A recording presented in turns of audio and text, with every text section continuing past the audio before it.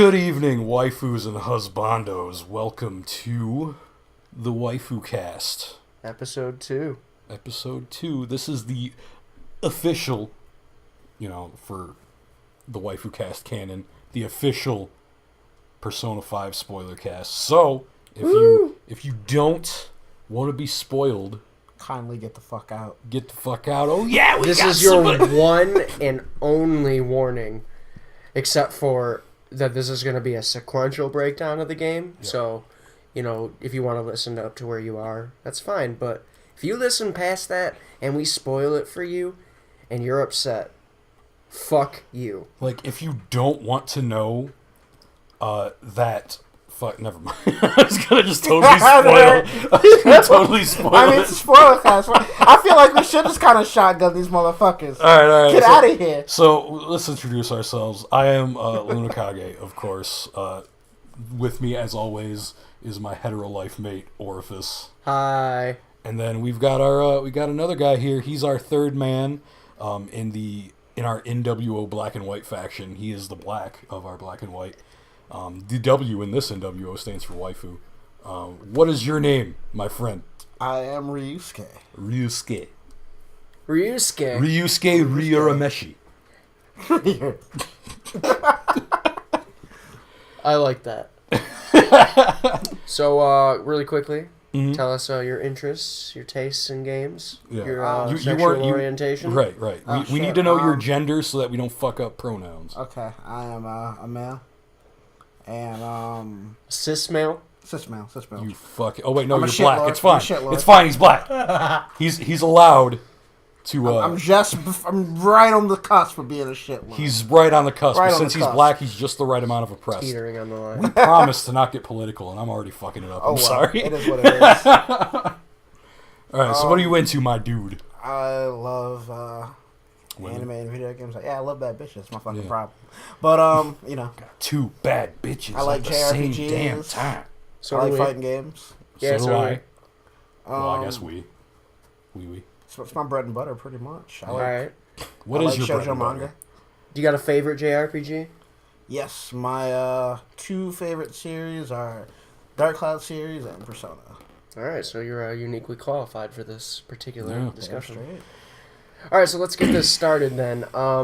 Before the actual spoiler cast, we're going to get into a little bit of news that came out this past week. And it should be known that we're recording this, what is today, 10th? Yes. June 10th? June 10th. 2017. So first day E3, actually. Yeah, I didn't watch EA. Fuck EA. We're not going to talk about that. If you want to see it, sorry. Yeah. But we do have things to talk about for the Pokemon Direct that happened a few days ago. Alright, so this is going to go two different ways, right? Alright.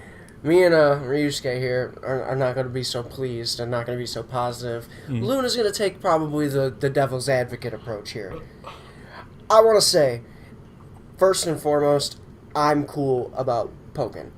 I'm excited that it's coming to the Switch. I didn't get a chance to play it because I never owned a Wii U. It's always something that interested me. I'm not super salty about that. What I am salty about is Ultra Sun and Ultra Moon. Yeah. How dare they not give us that thing that they never promised us? You know what? I bought a Switch day one, and fuck me for wanting some games to play on that motherfucker. You right, my guy. And it's like, I get it. I understand that it was a business decision. It was, they need to make some money to meet the production demand for Switches and to meet their sales goal. I get it. But I already got one of them motherfuckers, so personally, I don't care about their sales goal. I'm a consumer now. I mean, honestly, disclosure, I don't pay for Nintendo handheld games. So I wasn't the only way they were going to get my money if it was on Switch. See, I'm in that category where it's like, would I have loved to have heard about Stars on the Switch? Sure, yeah. Because, again, one of the things I've always mentioned is wanting to actually capture footage for a Pokemon game, and that's just, damn near impossible. That's, easily my biggest gripe. And, well, I'm in the camp that is not wanting to go back to 240p and play on that tiny screen. Like, I still love my 3DS, though. I And, do like, too. It's easily the most played system I've ever owned. But it's so ridiculously expensive to capture footage for, and considering that that's a huge part of like what I'm doing now. Yeah. And that's permanently modifying your system, Yeah, too. exactly. True, And it's like true. either I send out my system to Japan, wait the time it takes to get modified, and hope it comes back with all my data intact, or I spend 3 times as much as a 3DS costs To get a brand new 3DS. with already it. modded. And, like, that sucks. And I would love to, like, have an outlet to record Wi-Fi battles that wasn't like, oh, let's point a fucking camera at it. You know, Alright. that's cheap as fuck, and I'd never want to do that. So it's like, yeah, being on the Switch, even though I don't have one, it would definitely make me want to get one if there was a mainline Pokemon game on the Switch. But I'm also of the mind that knows that right now, and this could change, it could very well change because the Switch is being marketed as partly a handheld as well. But right now, they're still supporting 3DS as their handheld system, and the mainline Pokemon games are their handheld, juggernauts. So we're not going to see an actual main series Pokemon adventure on the Switch until they finally cross that threshold. It's all about install base for them. Pokemon always creeps into the generation after the install base is there. Yeah. They wait until they have enough consoles out in the wild so that when they release that Pokemon game, they can guarantee a massive percentage of that install base is going to pick that up. Yeah. And like another thing too, even if and before the Switch becomes the handheld system and like combines them both into Succeeds one. the 3DS. Right, yeah. Even if it doesn't, there's still a huge chance that we're going to get like a Coliseum DX, stadium type game for the Switch. If they do another DX, they better do it right. Like that Shadow Pokemon ship was whack. You're right. GX or whatever. Yeah, you're right. But at the same time, like a game like that, where it's not a normal Pokemon adventure that marks like, a new generation or an expansion of the generation, but a side game that's good enough to be played on its own, where you can see your Pokemon on the big screen. And like that's a compromise. It's not, obviously it's not ideal, but I'd totally be cool with that, right? I mean, I think with the Switch now, though, I think Pokemon can take that next step in the Yeah. realm of That's being, exactly like- where I'm at. I feel like Nintendo's in a position now with the Switch where once the 3DS is done and that life cycle is over, they don't need to release another dedicated handheld device to compete against themselves. Yeah. They need to pivot and focus totally on the Switch because it fills both of their console expertise. I don't even really want to go far as to say expertise because Nintendo's made a lot of mistakes. Now, But here's- it fills both of those roles for them Right. in one device, and you can have all of your development aimed towards that. And I feel like that's going to increase the overall quality of production because you're not going to have these two different types of games. Yeah, you're not gonna have limitations either. Really. Yeah. like- Here's what I think is likely if and when the Switch becomes the successor of the 3DS. I do believe, because like if you look at the Switch right now, right, you're not going to carry that in your pocket. I think that if and when it becomes a successor to the 3DS, they will release like a much smaller, slim model. They've already that- got a pad for that, don't they? Yeah, there's a mini one that's already Yeah? there's Well, a rumor that I didn't even know that, so I'm correct already. and essentially what that's going to be from the designs I saw is the Switch without detachable Joy-Cons. The Joy-Cons are just built into a smaller body. Yeah. And that's awesome, because that's still you got to believe it's going to have functionality to connect to the TV, but it's going to be marketed as the true handheld Switch. A budget Switch because it's going to be from what I read, it would be a $200 model. Yeah, And it's as long as that can still connect to the TV, that's the one I would get. Like 100%. Just hearing about it for the first fucking time right now, like that's totally something I'd be into. But if it can't connect to a TV, like if that's one of the cuts they make, then it's like, it is the Switch, but you can't connect it to the TV because it's handheld only. I want to point this out too because this is I just feel like Ultra Sun and Ultra Moon are a missed opportunity for Nintendo because we just got the announcement for Monster Hunter Double Cross being also on the Switch as well as the 3DS. It's Dude, going to hold have on. cross play That- between the Switch and the 3DS. That was a big hint. Double Cross. They weren't going to give us what we wanted. True that. You are right. They did But double crosses. that's it. Like, I'm fine with the fact that the game that I'm gonna get on the Switch is gonna be the same game that's gonna come out on the 3DS with prettier graphics. Right, yeah. I'm fine with that because I'll be able to play it on the Switch. That screen's prettier. Everything about that experience will be better. Mhm. If they would have just released literally the same game on of Ultra Sun and Ultra Moon on the Switch, I would have been satisfied with that. That's something I could have lived with. Because, like, now, basically where I'm at with it and the way I've been describing it to people is that I've been looking for reasons to pick my Switch up, not put it down. Preach. And they're giving me reason after reason to put it down to pick my 3DS up again. And it's like, I wanted to move on from the 3DS when I bought the Switch. That's why I got it day one. I was ready for that next step. Like I said in the first podcast, I've always been a handheld gamer primarily. So the Switch, like, was very much uniquely catering to my tastes. And Because you could play it handheld, but you can also just hook it right up to the TV. yeah, but I could also get a game on the quality level of Breath of the Wild and pick it up and go. Right. Like, that is the thing that there is all the time prior to now, I had to make a quality. Like, I was basically accepting that I was going to play games of lesser quality on my handhelds because they weren't machines that were comparable to the consoles. Right. Developing for them was even different from a Right. fundamental level.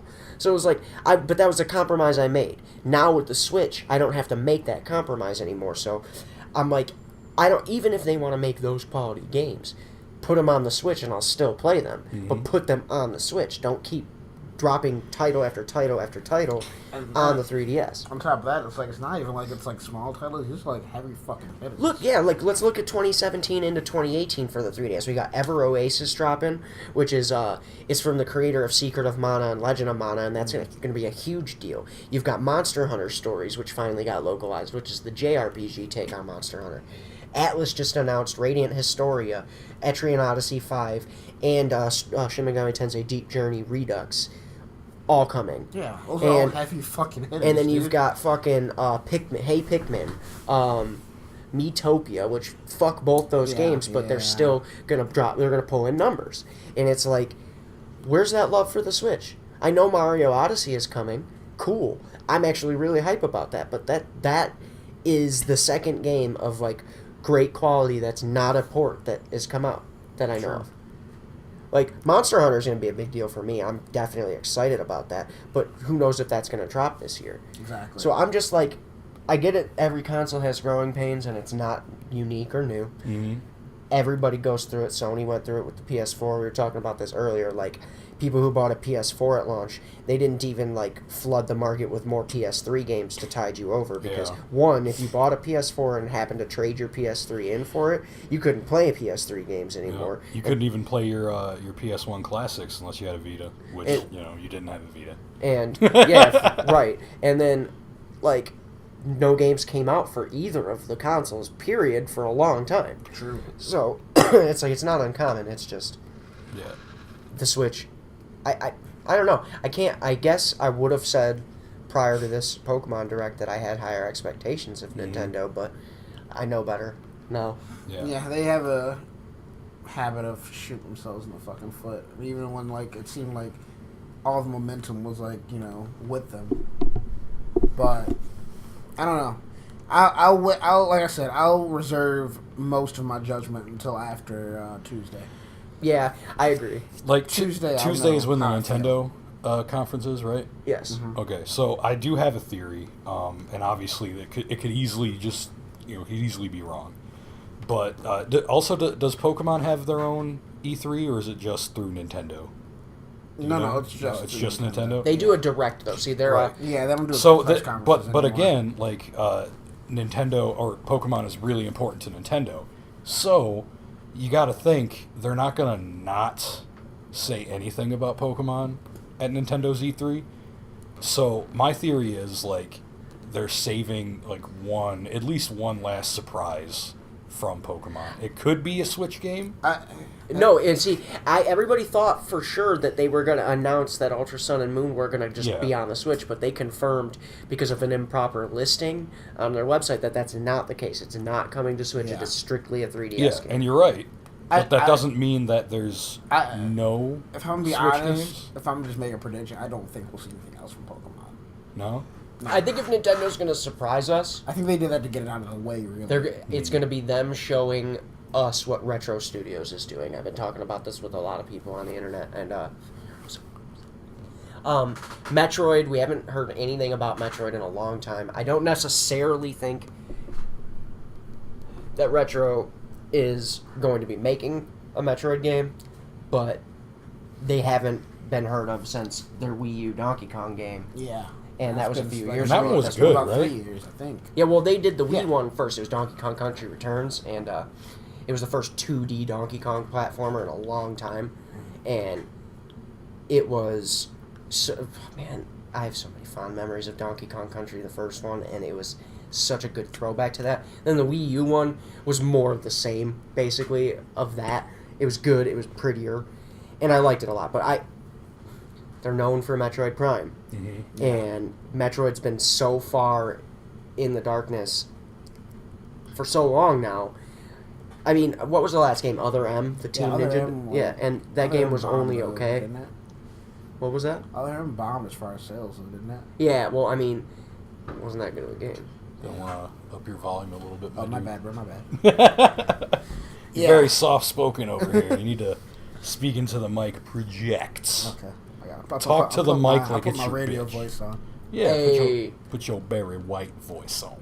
Yes, like I was saying, other M bombed, right? There you go. Hey, can't get enough of your love, babe. Well, I think that Nintendo, I think that they outlined a pretty strong 2017 lineup in January when they announced the date and price for the Switch. So I think that they have to have some surprises left in there. So Yeah. how forgiven will Nintendo be if they announce Eternal Darkness 2? I mean, I would be all right with it. I That liked was like the first one. Yeah, that but- was like fucking. That's on every fucking GameCube top 10 list that I've ever seen. See, I only owned a GameCube for like a brief amount of time, so I never played Eternal Darkness. Oh, my bad. Yeah, I never played Eternal Darkness. All right, so I'm just leaving. Fuck it. Get the fuck over here, Alright, man. I don't alright, fucking bro. bite all right, unless so you want me to. Nah, that's cool. that's pretty much it with the news for the Pokemon Direct and our feelings on the matter. I'd say I really wish that Nintendo would have took a different route. Yeah. with I think we'll see some surprises at E3, but I think we're done with Pokemon news for at least a good 6 months. Yeah, there's not going to be anything new. No. Well, they're gonna. I think if there is any Pokemon news, it's going to be completely centered on Ultra Sun and Moon. Maybe. Yeah. Well, they're going to have to announce. I'm new just stuff. like I will only really be upset with Ultra Sun and Ultra Moon if Lusamine isn't in it. Yeah, if... Isn't it Lusamine? Or is it just Probably. Lusamine? It's one of the two. Either way, she's an XP of Lily. Yeah. Tekken Lily, not her daughter. Yeah, Even though her I'm daughter is also an No, XP like, of dude, Tekken Lily. honestly, like, the story for Sun and Moon parallels Kill la Kill so hardcore. Yeah. That's It interesting. does, yeah. And like That's that interesting. that's one of the big reasons why I didn't mind that Ultra Sun and Moon wasn't a sequel but was an alternate story. And like that intrigues me because it's like the story was kind of one of the strongest points of Sun and Moon for See, me. but that's why I wanted a continuation of it. No, you're It's that right. they're- I definitely want to see what's going on with Lily. Exactly. I want to know what the fuck happens with her. And see, Didn't man, she go to Kanto? yeah, and see, I hate to be one of those guys preaching for a 2-region game again, but it would have been sick if you would have been able to, in Sun and Moon 2, go through the Alola region that's now got its Pokemon League established, and then go to Kanto And then and you get to find face, Lily like- as the champion Yeah, of league Kanto. champion Lily. Yeah. Yeah. That would have been hype. And it would have been cool because you could have been a new character, right? And then your avatar from the first game is the champion Right. of Alola. Like if you had played the first game and you had save data for it or whatever, That'd be however that tight. works. Mm-hmm. so many ideas that they could Yeah. have had. Anyways, though, so Persona 5. Now that we're Aw, 20 shit. minutes into this video. All right, it's, I know, right? All right, man. So Spoilers. Spoilers! Warning If you you one don't more want fucking time. spoilers, then this is the wrong place to buy a car. Free. But anywho, all right. So every one of us, has played that game to completion. Yep, I completed all over it. And it was Amazing. I loved it. a beautiful time. All right, end of podcast. Sweet. Wrap Yep. this one up. Yep. Those are our thoughts. Buy it. Fucking pieces of shit. If you don't buy it, I will find you. Just fucking buy it. And have a conversation with you about Yeah. your life Quit being choices. stubborn and buy Yeah. it. Just buy it. Yeah, I will do things to your parents. I won't So- tell you what it is either, but it involves a feather. Okay. With that said, the game begins Mm-hmm. in the middle of shit, basically. Actually, Yeah. kind of towards the end. That's not. If you feel like that's a spoiler, again, fuck you. But I mean, fuck them. It's a spoiler cast. I mean, You're- plus it's not really because like it's at the beginning of the game. It's like Yeah. exactly. you know We're- by the we're- time you're going through that you know. We're here to spoil the fucking game. Yeah, Yeah. you're being told like the story through a flashback. Exactly. Yeah, the the game entire is presented game- in a not. Basically you see. 3/4 of the game is a flashback. Yeah, exactly. You're basically going through So the past. you knew at the very beginning, as soon as that flashback happened, that you were going to merge the timeline eventually. So basically, the situation is that you are a thief insofar as you know, and you're robbing a casino. Yeah. You do a little bit of actual action. You fight one fight, and then it takes you through a cutscene. You dive out of a window of this casino, and you're ambushed by police, and you're taken into custody. And thus, you're brought to an interrogation room. You tell them your name, where you name your protagonist. And then Beat up by some you get your ass fuckboy. beat a little bit Yeah. by some fuckboy. You get drugged. And then They this drug you. this That's bitch so with some fucked up. gray hair This- comes stomping in your room with an attitude. Yep. Talk about she's gonna come here and interrogate you. Dude, just like 1 second, when you burp and talk at the same time, it literally sounds like Satan's just poking its head. Like it's just so perfect and you don't miss a beat. It's like yeah, so I was doing this thing one day. And it's like Jesus Christ. It's like thank you, Lord Satan, for letting me live another day. Sometimes you have to let the burp out, man. Yeah, no, I get you. Yeah. Okay, so anyway, back to Persona fucking 2. So Yeah. this lawyer bitch comes This into your lawyer room and she wants to ask all these questions, right? Yeah. So that's how the story is told then. You're basically giving the story of how you got to this point to this lawyer and through an interrogation. Yeah. So Which at first I was put off by. Like I'm gonna be honest. Like I'm like, oh man, one of these. Like, but the more I went through the game, the more it intrigued me to know that I was sitting in that room. You know, I'm like, wait a minute. Like now with this new information I know, how the fuck did I get in that room? Like what's going on? Like how's this? And it was great. So it's like it was one of those examples of even from the very beginning, I felt like I was getting taken for a ride. Yeah. In it. My whole thing was like, how are my friends gonna bust me out this bitch? Yeah. Like, Right. what's gonna happen? And who sold that me was out? my thing. Is the whole game, that interrogation room is used as a way to kind of twist and turn the story, but it only gives you hints at twists and turns, and then you watch them play out through the flashbacks, and it's just, they took that kind of tropey, cliche narrative structure, and they Yeah. really did something with it. True. It's nice. Yeah. I enjoyed it. So basically, the premise of this game is that your character and his group are what are called the Phantom Thieves. They have access to what's called the metaverse. There's gonna be a lot of jargon here if you're not familiar with the series. Then why are you listening? Yeah, I mean, we'll do our best to make sure Other we than keep our you up to date on great Barry terminology, White but voices. up to a certain point, you just try to follow along. So essentially, the metaverse is just another universe parallel to ours, and it is powered it is shaped, I guess, Human design. by human desires And human cognition. and human cognition. So your first target that you're stealing from as thieves, because what you're stealing is the hearts of people to change their corrupt or evil desires or ways or whatever, make them force a change of heart. So your first target is Kamoshida. He is a teacher at your school, but he's also he's a volleyball coach, right? Yeah, Volleyball coach, I guess he's former like Olympic gold medalist. Yeah, like an Olympian or something. Okay, so he's a coach of some renown, and his palace, it takes up the actual it occupies the same physical space as the school that he teaches at, and when in the metaverse, the school becomes a castle where he is king, because that's how he views the school. Yep. Because he views himself as a king in his castle there. And like the thing about Kamoshida too, and like this is, since this is the first palace, this is your first,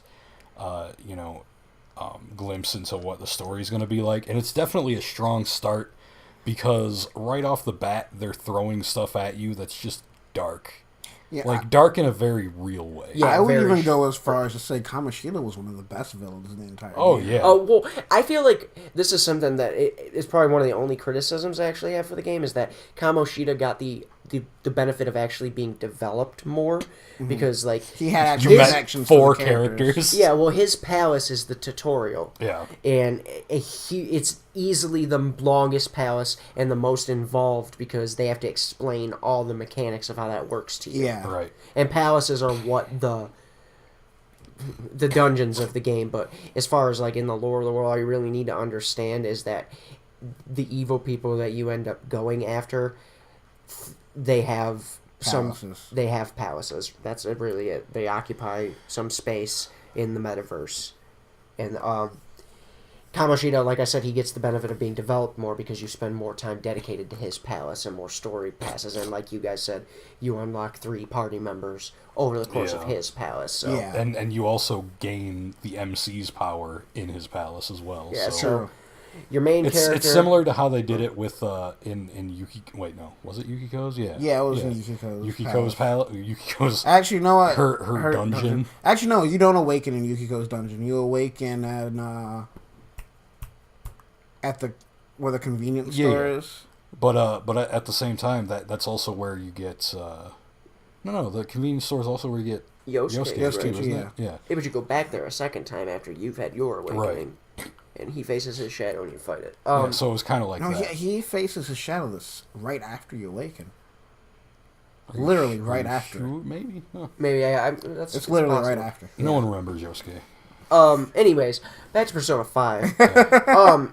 So your main character awakens relatively early on, and then and it's badass. The awakening scenes in this are so good. They really are. They really are good. So your characters, when they're in the metaverse, okay, so palaces, all like, for some reason, all of them have like security. So if the person in the real world views you as a potential threat to them, or just a threat in any way, shape, or form, and you enter their palace in the metaverse, your appearance changes. Your appearance changes, and you wear your Phantom Thieves costume. Do we really need to like explain things like that in a spoiler cast?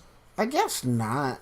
Like, I feel like we really are just like explaining the game. Yeah, I know it's kind of good PR for people that might not know about it, but like, if they really had any intentions on fuck playing it. All right, so you gain your persona. If you're familiar with the series, that happens in every game. That's your kind of your conduit for magic and things like that. You gain your persona. Before you enter the palace, you meet Ryuji. Mm-hmm. He's your first. Who I think is really cool. Yeah. He's the best bro character. I like Ryuji. He's definitely like the best. I like him more than Junpei and Yosuke. He's a cool character. He reminds me of Kanji and Yosuke like crammed into one. Yeah, like, and that's cool because like I liked Kanji as a character, and then you also get introduced to Morgana. She's the mascot character of the game. Yeah, Morgana. I always call her she because of the name Morgana, but it's a very feminine name. Don't misgender your cats. Yeah, I mean if they got a pee, it's animal abuse. It's a hee. Yeah. I love Morgana too. Yeah, like, Morgana's dope. Like it took me a second for Morgana to grow on me, but once I got used to having Morgana around, because like Morgana is basically the narrator as you're like going about your life. He's also a cat. So he's also your fucking bedtime director. I know. Jesus Christ. I just love him. The only time I didn't like him was the point where they were clearly trying to make you not like him. And then, that quickly went away. With Haru? Yeah. And that quickly went away. and it was like, it was like it never happened, So it was like, all right, cool, he's my boy again, and it feels really weird too. Like once you get used to having him around, like speaking for you, like that period in time when you're actually thinking to yourself again and you're seeing your thought bubbles. I'm like, this ain't weird. This fucking Morgana's not telling me what I think. What's going on? Like, I need his reassuring face to show up and have like a little cat mouth. He's my dude. And anybody else notice that too? Like, this is the first Persona where it's like they really did make Akira like his own person. Oh, because for sure. when you play the first two, the game is always talking to you. Yeah. You feel tired. You feel this. You feel that. But when you play Persona 5, it's I feel tired. I think this. I think that. Oh yeah, and I feel like even the scripted responses and whatnot that you can give, they always have like they're always like written in his voice type of thing. Yeah. Like you pick like the general like way the response will be, and he gives the response he would give. And they give you responses when they're not going to matter, just so that you can have that little bit of flavor. Yeah, you have that sense of agency. Yeah, that sense of like, oh, this is who I want him to be type deal. Yeah. Even though this is who he is. Yeah. And this is how I feel the character is like, because I didn't relate to him, Right. But we'll get there. We'll get there. Fuck. All right. So now we have 3 characters. We have the main character Ryuji and Morgana. The third or fourth character you get in the first palace is An. Yep. The weakest, most wackest waifu bitch that there ever was in a Persona Christ, game. oh my god. Man, you're just dropping fucking them hate bombs already. I mean, she's just boring. We are fucking like going to be respectful to people's waifus. We're the waifu cast. How is that the first waifu we talk about on the waifu cast is like, oh fuck this bitch? Like, come on. She's waifu trash. We got to get her out the way. Waifu cast and waifu trash. Dude, fuck. Real talk though, like that could be a sub-series. I feel like the script failed. I like An though. Let me just say right off the bat, like before we go any further, I loved every character in this that I was supposed to. I can't go into detail about the specific one I hated until we get there. An got to social rank 3, and then I ignored that bitch all the rest of the game. I will say that when I maxed her out, because like I maxed out all the girls that I really put an effort into. Mm-hmm. So it's like I maxed out all my party members. So so it's like when I maxed her out, like I romanced all the girls that I maxed out because I can't say no. I'm really bad with that, ladies. So I think the way it triggered was really cool with her because at her rank 10, you get to Shiho and shit, which we didn't talk about yet, but we'll get there. Yeah, so after Shiho leaves and they have this, they have this moment. An's like, oh no, I'm an emotional, I'm a lover's arcana, and then you have the option to comfort her by hugging her, and then she's like, oh, what's going on? And then you can just say I love you, and she's like, what? And then it's freaking out, and then then she hugs you back, and then it's like it's cute. I liked it. There was no build up to that though, man. Like there's never any build up. No, that's not true. Bullshit with Haru. Haru from rank 2. Makoto's whole thing was definitely from rank 2? built up to. Yeah. All right, so hold on. All right, we're gonna take an aside here because we need to identify the waifus and put it out there that they exist. Okay, so we have in order of appearance An. Yes. Well, actually, no. Fuck that order of appearance because I'm gonna forget. An, Makoto, Futaba, Tai, however you say it. Tai. She's the doctor. There's a lot of non-playable waifus in this game. Well, there always is. The fortune teller bitch. Oh yeah. That's the dumb bitch. The reporter. Man, he's just hating on everyone's waifus there. Come on. You had what was her name? Hifumi. Yes, Hifumi. Oh man, she was great. What else do we have? Haru, obviously. Haru, and then we said Futaba already. I think that's all the bettable waifus. I think so. I think that is everyone. Personally, for me, I'm a Futaba / Makoto fan. Same here. I mean, I obviously liked Futaba a lot. I wouldn't say she was my number one, and it was really hard to pick a number one because I liked all of them for a lot of different reasons. But I will say the first one I gravitated towards, with the exception of An, because she was the first one they gave me. So like literally, as I'm playing through this game, I'm like, fuck, they haven't given me a girl yet. I'm really getting upset. I need some vagina right now in my Persona game. So An shows up. I know barely anything about her. I'm like, okay, good. She's wifey. She's first wifey. I'm hitting that bitch. We good. We got it. You know, that's my girl. She got the pigtails. She's blonde. You know, I think, yeah, she had blue eyes. That's me too. You know, I'm beautiful. I got the blonde pigtails, blue eyes. The blonde voice. Yeah, I got... Your voice has a beard. Yeah, my voice has a beard. So, yeah, so I liked her just because it was like she was the first one that I was presented with, and I liked her as a character too. Like, because she was introduced during the story arc where it was like, well, you're wrong. Everything was going ham in a dark direction immediately, and I thought the concept of her having sex with this teacher because she had to was already like, I'm like, fucking what's going on? Well, she never actually had sex with her. No, I know, Just agreed but to. like, you know, they don't tell you that yet, kind of thing. So like, Yeah. just where I was at when I saw An was like, that was really cool. But I saw Tai, who was fucking goth rock doctor. It's like, dude, that's who I want to marry when I grow up. Like, just a goth rock doctor. Or, you know, a goth. We did forget one. We definitely forgot one. One of the best girls in the fucking game, in my opinion. Kawakami. Oh, shit. How did we pass up Kawakami? I love her. God damn, dude. She's also the I most love her. useful gameplay. Oh yeah, this wise. game lets you fuck your teacher. I love her. She's also the best teacher. I think it's hilarious too because the one of the biggest plot points in this first palace is Kamoshida. I love her. Like raping students. Yeah. And you as a student are capable of fucking so many adult women at one time. Yeah, you get there's what 3 or 4 adults you can hook up with. Yeah. 3. And we know for a fact 3. that Kawakami has No, had 4, sex 4. with Yeah. a lot of paying customers. Well, maybe not a lot because she wasn't very popular, I guess, in the canon, which just blows my mind because she was adorable with her floofy hair, fucking just bedhead all the time. All right, let's get back to the spoiling of the story. Okay, though. okay. I All right, want to so spoil those britches. okay, so you find out, after you're introduced to all the first 3 characters in this first palace, you find out that Kamoshida he basically beats his volleyball players into perfection, and he rapes students, and he does a lot of awful shit. Yeah. So you guys are, endeavoring to change his heart. You go through his palace, which changing their heart involves finding the treasure. Let's in not the forget palace. too, fucking Shiho jumps off the fucking roof. Oh yeah, and tries to kill herself. Like, that was so crazy to me because I'm like, this is the first fucking dungeon. Can I address something? Bitch, just quit the volleyball team. Right.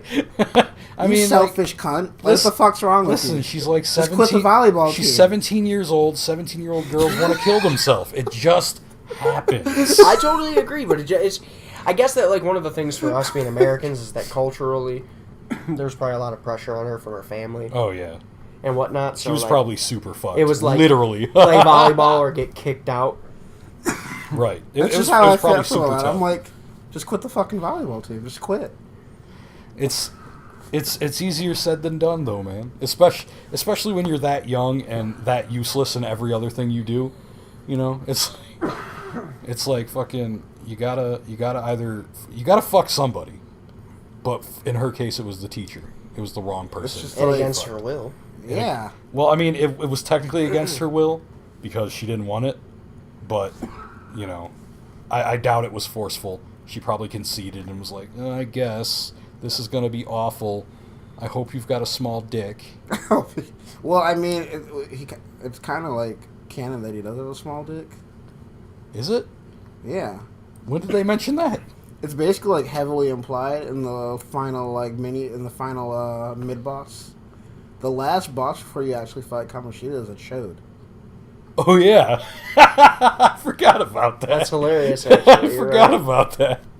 The fucking little chode And fucking then you got slime Maya. thing. Huh? You got Maya, too, the one that's like a dick on wheels. You don't fight that until way later. that was I know, way but better, it's hilarious. Yeah. Yeah, that one was hilarious. Alright, so, he does all this evil shit, and you guys are like, well, we're going to steal his treasure and change his heart. Yeah. So you do that. You do. Now, here's the thing that was also really cool at the time with On.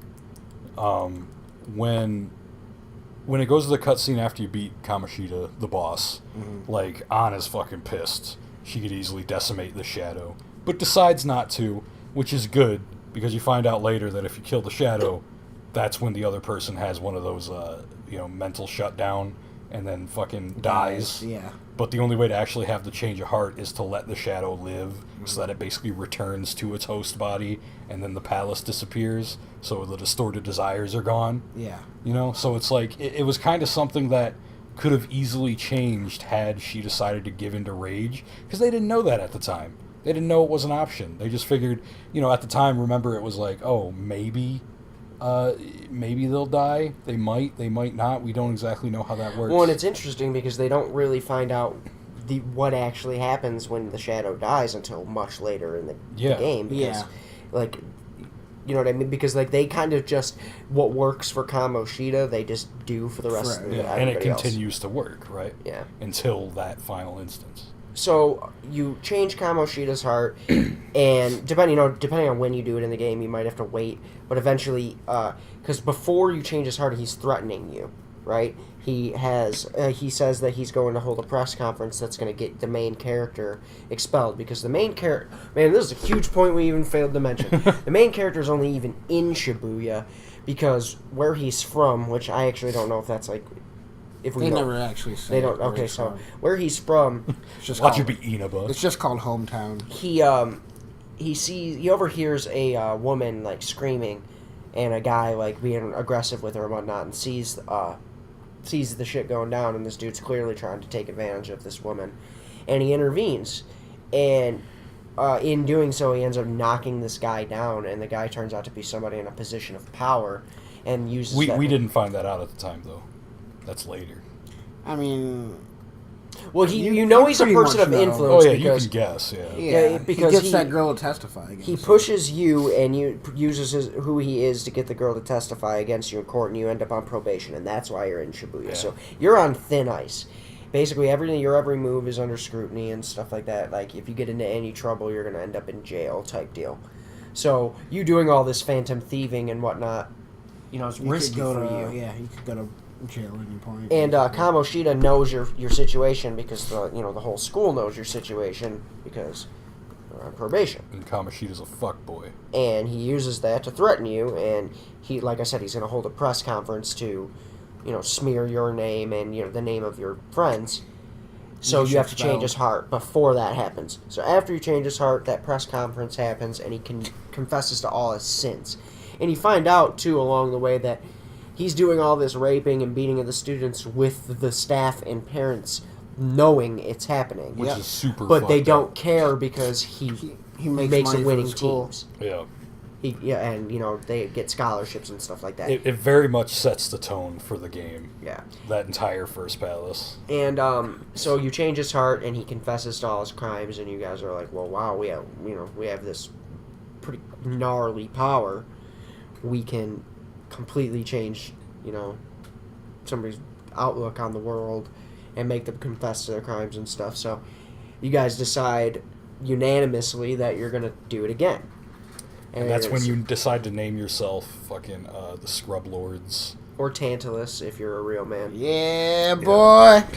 Yep. You could also name them Dem Boys. You can name them whatever the fuck you want. Yeah. Hold up, we Dem Boy.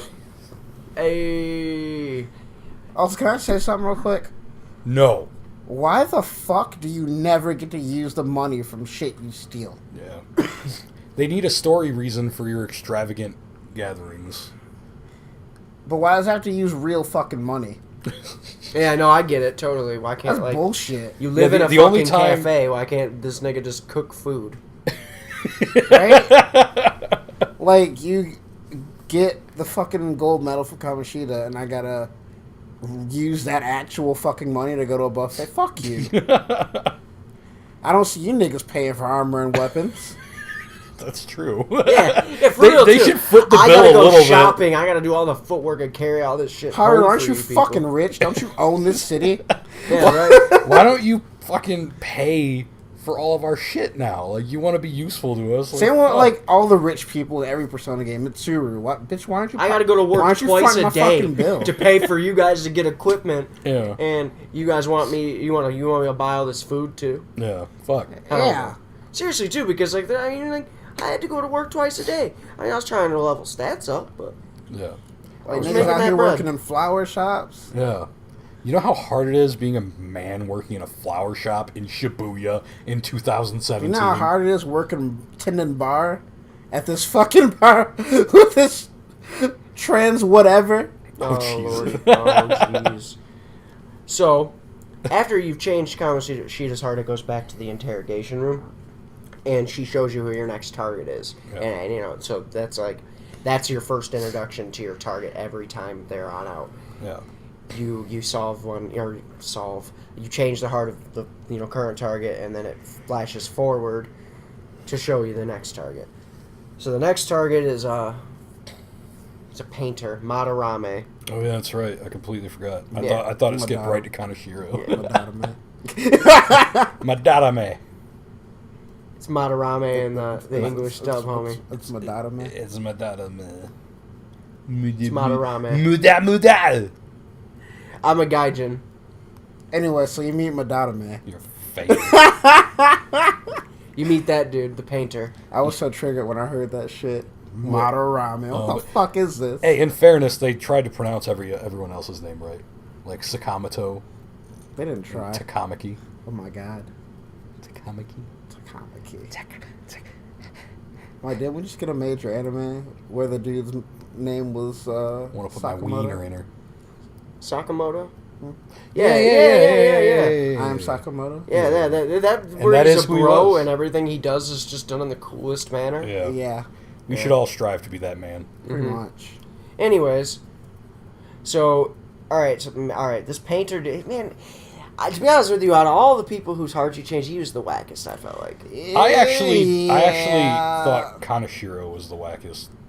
Yeah, Kaneshiro was whack because he had no connection to Yeah. anyone. Yeah, I guess that's true. Yeah, that's the only issue I had with him. And But, why like, did he sound like a fucking like a proper rich dude or like a whatever? bitch? Who, Madarame? No. Kaneshiro. Oh. We could talk about him later. Okay, Yeah, that yeah. threw me the fuck off. But like, let's not skip over. Okay. Fucking your boy Yusuke. Yeah, Yusuke, I like I love, Yusuke. first of all, the fact that they wrote an autistic character into this game is like, No. Artistic, Derek. I know there's a fine No, line. that nigga has There's autism. a fine line between autism and artism, and it's mainly the U and and the he R. straddles that line like a horse. It's mainly the U and the R. That's Yeah, the like, difference. I swear that on the grid, the matrix of things that you can be, Yeah. that dude falls on the odd square. Oh yeah, he's. Did you guys finish a social link? No, I didn't. I didn't but finish then it. he wants. Doesn't he draw Squidward? I saw it in a meme. No. Ha. You Meme- go to like a church Memes are facts, and like and that's where you meet Hifumi. Yes. no. This is like separate from me. Hifumi. You go to the church with Yusuke. Impossible for one. Well, she's not always at the fucking church. She was dope. Heretic. dope. I love Thing in her. her hair was hype. Yeah. I always got hyped to see her hair. I'm like, that's my Hime cut. But yeah, I would say. I remember. I'll never forget being on 4chan and like somebody was like pissed, like he may cut The facts butthole can of the fucking internet. die. What's wrong with Hime cuts? Though? I don't know, dude. Dude, they're so fucking. There's nothing wrong they're with so them. pretty. And honestly, the 4chan is just a cauldron of hate. Of the worst everything. part about It Yukiko is. was that That's her the best Hime part, cut though. wasn't pronounced enough. We saw too much of her forehead. Get that 4chan shit out is of here. run That's by true. tears. That's true. Hydropower from Either tears. commit to the Hime cut or just don't fucking Right, do it. like she fucking was not. Have you ever into seen it. short-haired Yukiko? Fucking superb. They should have never changed that. They should have stuck with short-haired Yukiko and long-haired Chie. They were the best. Long-haired Chie might have been cute. I'd never seen Long-haired it. Chie but it was might have been- fucking superb. See, I like Chie. Derek doesn't. She is trash. Fuck Chie. But Fucking, why are you fuck most of trashing the all of girls our in Persona 4, waifus, honestly. Derek? We're the waifu cast. We're supposed to be inclusive. Okay. This is 2017, homie. Even in people who want equality are like, but not them. You're right. We are failing on our first goal of this podcast. It's like rule number 1: don't get political. We've got like 15. It's political jokes 2017. Gaming is political. Yeah, fuck. Right? Shit, balls. Preach. Let's talk about Persona. Okay. Let's try. So yeah, you go to Go to Madarame's palace. Mataram. Matarama. The painter. Macarena. Eh, Macarena. You go to Macarena's palace. Lake Macalania's temple. Macarena. It says That shit is a museum. a solid fucking gold museum Yeah. Because this dude thinks he's the shit. So anyways, with all these alright. fucked up paintings of Alright, people so, that he like, stole paintings from. He's a famous painter, and he's just highly regarded. Like, that's really all you're given in the beginning, but you know he has a palace. Because he has a Of palace. course. I mean, fuck. You guys, like, so you is it worth noting how you locate the palace? Sure, yeah. Alright, so you need to know the name of the person, The location in which their location. palace will be, what the palace will be. and what the palace will be, yeah. Yeah. So, this is the first time they really have to do that because the main character kind of just stumbles upon Kamoshida's palace. Yeah. For this They one. never fully explain that. What is it that leads them to Madarame in the first place? Like, what's the... Is it a... Because I'm not sure if it's a news story. Whatever, I don't I remember. don't give a fuck, dude. Yeah, but for some reason they get drawn to this dude. No, you know what it is they're looking for their next target and they end up meeting him. And there's something shady about him, I'm pretty sure. And I think they get a hit in the navigator. But anyways, they go, his palace is a museum. You find out that none of his paintings are his. He makes his students That's what it paint was, for him. actually. I think they could tell that, like, Yusuke was upset about the painting. Oh, yeah. Yusuke's reaction to the painting. Yeah. You meet Yusuke kind of like in a weird way because you're like out and he like just runs up on and is like, Are let we me gonna- paint you, please. I like how forever we ignore the fact that Yusuke tries to blackmail An into stripping for him. Well, I mean, We he's never bring that up autistic. again. He's autistic. We It's have to never respect brought his up culture. again. I'm like, this nigga clearly blackmailed this chick into stripping, and we're just okay with this which now. was great. Well, you can also fuck your teacher. So the things that we're okay with is Yeah, That's we're fraud. desensitized by the time the game's over. That's true. Realistically, like at this point, like fucking blackmail is like the least, especially after Kamoshida. It was like I mean, this it was like motherfucker blackmail, raped a really. student Yeah, too, and he was ready to rape another one, and he beat the shit out of other ones. Like I mean, Mishima, he was my little buddy. yeah. Oh, Mishima, he's alright. He's a little bitch. You either love Mishima or you didn't. I like what Mishima. he did for me. Fuck Mishima. All right, so his solid gold museum, you find out that his paintings are actually done by his students, and he passes them off as his own and got famous and rich for it. Big twist of his palace, all right, is the Sayuri painting. Okay, so Sayuri is the one he's most famous for. This was some gangster shit right here. Right, and it's a painting of a woman. That's all there is. And prior to all of this, the painting was stolen. The original. Mm-hmm. And they, through the going through the museum, realized they got to go out of the palace and into the real world, into this room in his house, which is where the palace is. Yeah, so that it can change his cognition.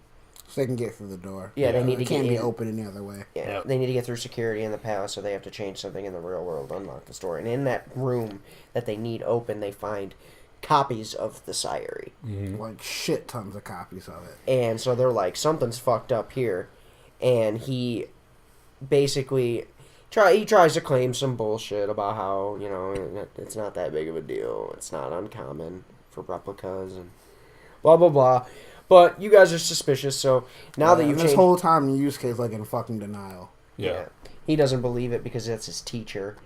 And so you guys go back into the palace and you confront Madarame and you find out that Yusuke's mother, and it's worth noting that Yusuke was an orphan that Madarame took in. But Yusuke's mother actually painted the original Sayuri. Yep. And the original painting was of her. It was a Holding self-portrait yeah. of her holding baby Yusuke. Madarame painted out the baby and passed it off as his own work after she died. Yep. And How did she die? He didn't save her. She She had epilepsy and had a seizure. and he could have saved her, but didn't. And didn't. Yep. And he let her die. And then he stole her painting. So It's fucked up. yeah, that's pretty fucked up. You end up changing his heart though, and he same kind of deal with Kamoshida. He on live television confesses his crimes and such. And before that, Yusuke joins you and gets his awakening Yep. by confronting Shadow Madarena. No, you get it before Madonna? You fight Madonna. Yeah, you get him halfway through, like the Yeah. halfway point. And like a surgeon, you steal his treasure. For the very first time. I was pissed off and that shit was fake the first time. Oh, You get out there, it's just a fucking painting of like a fucking cartoon face. Some bullshit. Yeah, so I thought that was okay and everything. It was a good chapter 2. It was good. Yeah, it definitely got the... Because it wasn't too long. It kept the steam rolling, I felt. Yeah, And, it was a pretty decent second palace as well. So then you get, again, taken back to the interrogation room and you're shown Kaneshiro. Mhm. Jinya Kaneshiro. Yeah. He's a fat piece of shit who's a criminal. Well, he's like basically a mob boss. Not quite the Yakuza. Yeah. He's like under the Yakuza though. He's just running money extortion schemes. Or no, it's drugs, isn't it? Yeah. He's Drugs, running yeah. a drug net, but he's using kids to do it. Yeah. High Why school did they have him students. sound like some type of like proper like rich dude or whatever? He really bothered me. He's 'Cause- just overall a really the- shitty character. And the Yeah. Japanese version actually sounded like he was like a thug. See, I liked his palace though because he basically his thing was that he felt like the entire city of Tokyo or Shibuya or whatever the fuck it was his bank Yeah. because he was free to take money from the people as he saw fit. Yeah. Like it was an interesting concept, but I don't think the character was fleshed out enough for me compared to the other two that we were exposed to. And another thing about his palace that I didn't really care for is that because you get Makoto through his palace, but he's not like you guys said, he's not directly related to any of the characters in any Yeah. way, so there's no story development in this palace, really. Yeah. So there's not much of a reason for Makoto to feel this strongly, but Oh, well, she was feeling strong because he's threatening her sister. At and this point. it's not even just that. Like Makoto's awakening was, I feel, much more personal than the previous two that you encountered. Like the previous two was a direct relation between the actual palace ruler and the person. Like An obviously had a very personal vendetta with Kamoshida as well as Ryuji. Yeah. And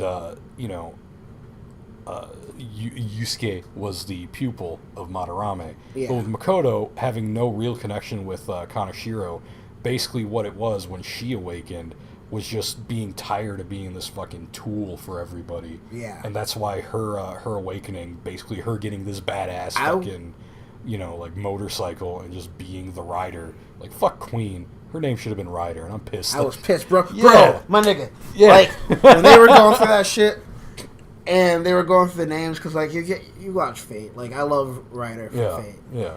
And so, when they said Ryder, I was like, oh, shit. And then she just And she's vetoed just it like, without any reason. Nah. I'm like, Like, I'm turning what? this. I'm like, what the fuck? What? I was trying to Fuck turn that this fucking game. game For off one, that. Ryder would have been perfect. For two, Ryder would have been perfect. Like, what are you saying no? And then you go with Queen on what grounds? Queen makes no sense. Yeah, she's not. A She's the queen. priestess arcana. Yeah, I don't understand why they should have switched that. yeah. It's like, how about Queen? No. She should have been How about the Ryder? Empress. Yes. Like, I agree. on every level, Makoto was the Empress. She was not the priestess at all. Yeah. There's nothing Empress about Haru. Yeah. Yeah, no, you're right. I think Haru was Empress though because of her Just like 'cause she was financial. rich. Yeah, exactly. Yeah. I guess, but there's nothing about her personality that made her the Empress. If anything, I realistically, mean, unless just the rule of thumb is the rich person. it would have is been the cool if Empress. Makoto was Death. Why? I mean, she was badass. I mean, yeah. and then Takumi, who was Death, could have been Priestess because she was a doctor. Yeah, but I don't know. I mean, I think Takumi works for Death. I too. thought that- mean, Yeah. She thought she killed someone. Yeah, for sure. You're right. I like it. All right, so Kaneshiro, I mean, like I said, there's no real plot development in his palace, so he's a you just fuckboy. get there, you steal his treasure. Yeah. The one thing that does happen at the end of his palace is he talks about the other metaverses Yeah, for okay, the that's first important. time. So you find Actually, out no. You hear about that in Yeah. Madonna's Yeah. palace. too. Madonna's palace. Madonna. Yeah, so again, you hear That's about the joke you were making. Okay. Like a virgin. All right. Yeah. yeah. So you find out from Macarena's palace that there is another metaverse user other than your group, somebody who can access the metaverse, another phantom thief or something. I, for the longest, thought it was going to be Haru. But they, you don't really get any other information. But Kaneshiro talks about him again. And It goes into a little more detail But about not how he's much. going around doing whatever the fuck he wants, yeah, Yeah. he's using the metaverse to make money. to essentially. get to use to his own ends essentially. Yeah, Yeah. basically. So that's the first time you find out that there are other people that can do what you can do in the metaverse, and that's a pretty major turning point because I feel like that's the first time in a Persona game where you found out that there was no, I guess not, because Adachi had the power to enter the Midnight Channel too. Spoilers for a 15-year-old game. Yeah. I don't care. Adachi had that power too, but I feel like it was I don't know. I guess I can't really talk about it yet until later, but I like the way it was handled in this a lot better. So, fourth palace is it Okumura? Futaba. Oh no, yeah, you're right. It's Futaba. Hey, Yeah.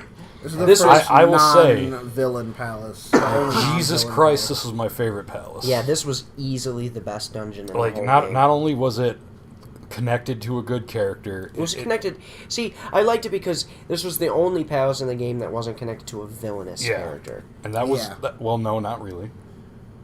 Well, it wasn't though. But this The palace, like, cognition of her mother was like the boss, but it wasn't connected to a villain.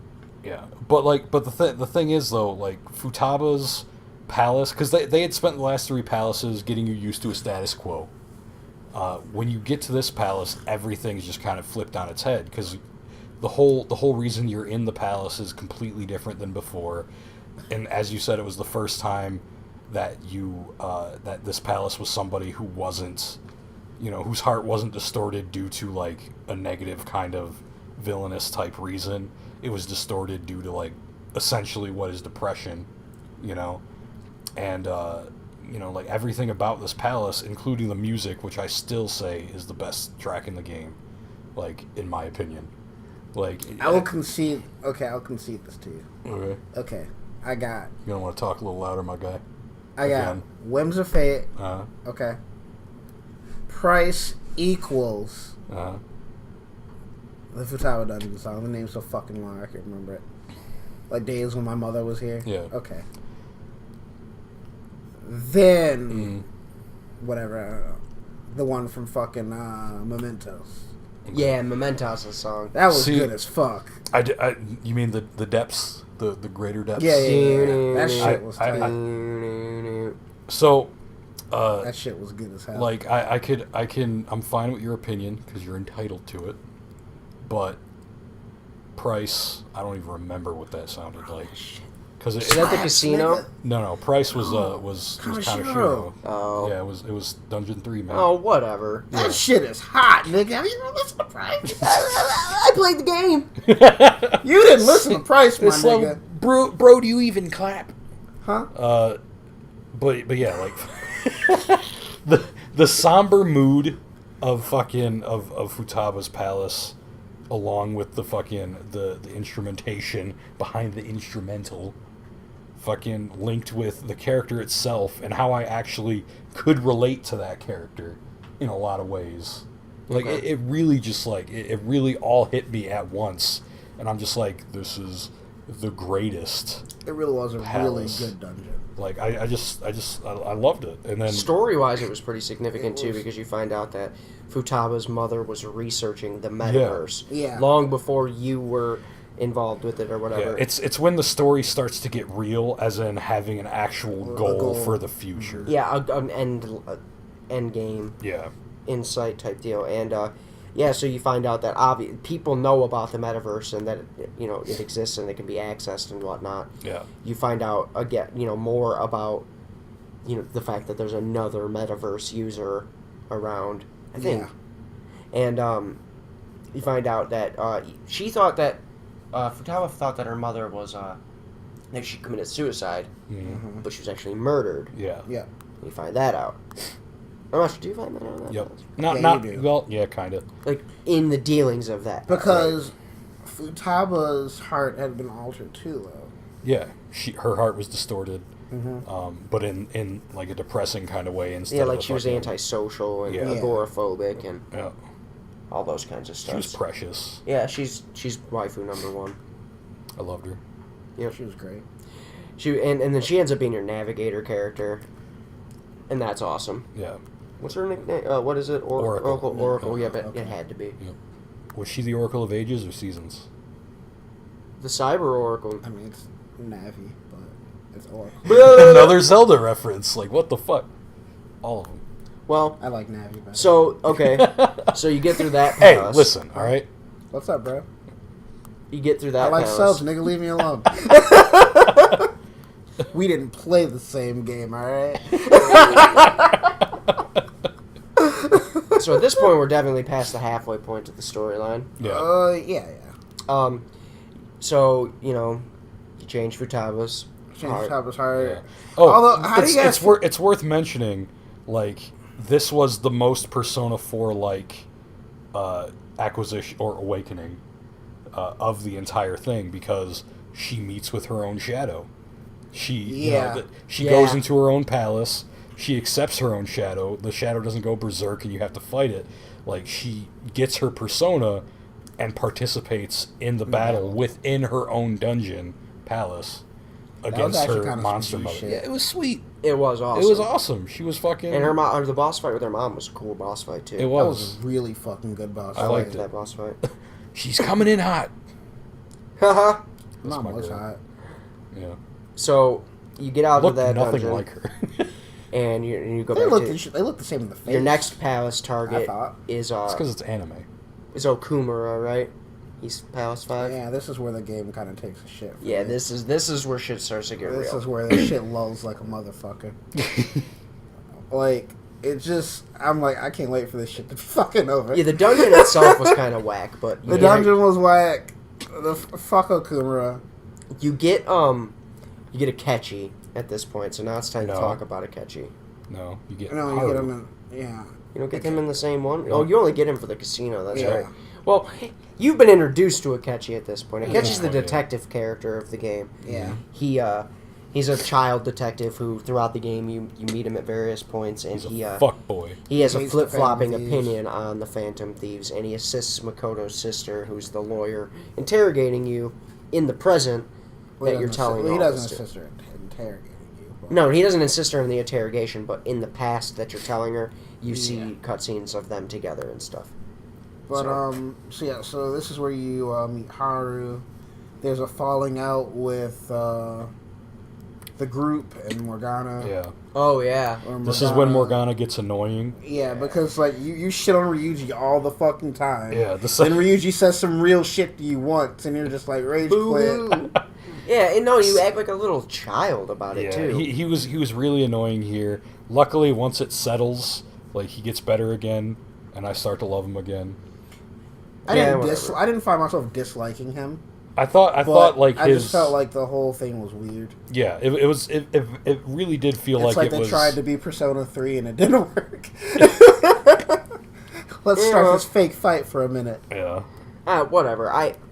Like with Junpei? Yeah. Yeah, whatever. Fuck that. I felt like this palace,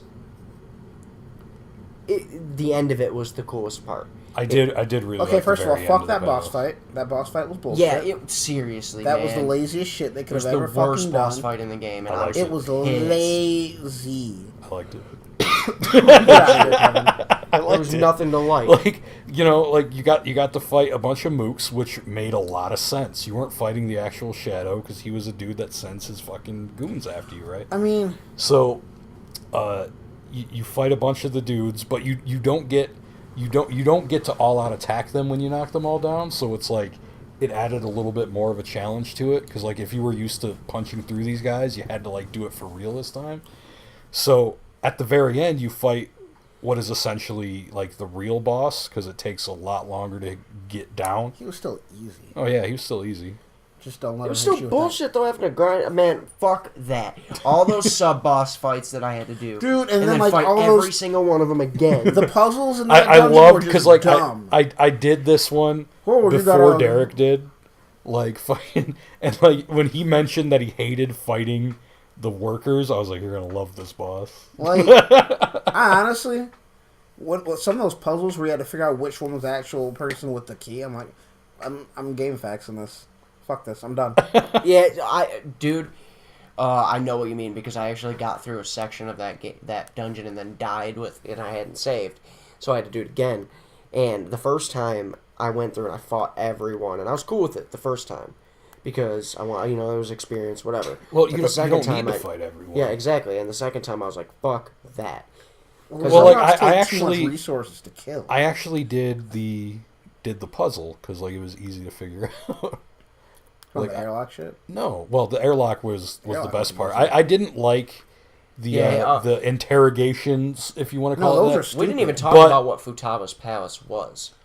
It was a tomb. It was a pyramid Yeah. tomb. Yeah, That's it's I mean, it's not. We don't got to go back too because much. that was what her room was to It's a her. straight- It was her tomb it's a because she straight was path. what a fuck. I love that With palace. some side shit. The reason I'm even much. bringing that up is because Okumura's was a space station essentially, Yeah. like, and that was cool.